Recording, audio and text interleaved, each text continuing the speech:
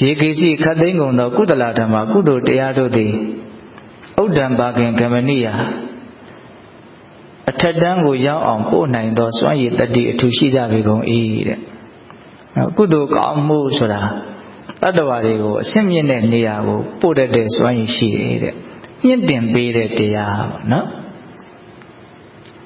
ရေကေစီအကုသလဓမ္မတပ်ပေတိအဒောဘာခင်ကမဏိယရေကေစီအလုံးစုံကုန်သောအကုသလဓမ္မအကုသိုလ်တရားတို့သည်အဋ္ဌိတဏိရှိပါကုန်၏တပ်ပေအလုံးစုံကုန်သောတေအကုသလဓမ္မထိုအကုသိုလ်တရားတို့သည်အဒောဘာခင်ကမဏိယအောက်တန်းကြအောင်ဆွဲချတတ်သောစွမ်းရည်တတ္တိအထူးရှိကြပေကုန်၏တဲ့အကုသိုလ်တရားကြတော့တတ္တဝါတွေကိုအစင်းနှိမ့်အောင်နှိမ့်ပြတယ်ပေါ့နှိမ့်ချပြတဲ့တရားအောက်ဆွဲတရားပေါ့နော်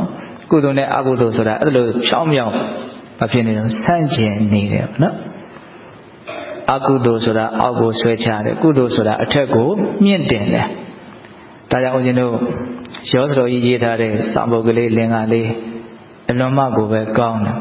တချို့တက္ကကြီးဒီမိုင်းတို့ရနှုတ်ဖြားမှရှိကောင်းရှိနိုင်တယ်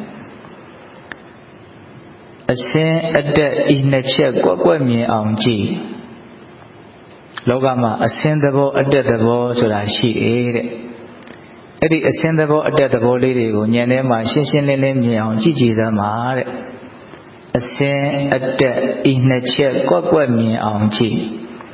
အစင်းခေါ်ဆိုအကုသိုလ်ကုသိုလ်အတက်သိဘယ်လောက်ကောင်းလိုက်တော့ဆောင်းမှုကလေးကကာယံကလည်းချက်ကြလက်ကြရှိနော်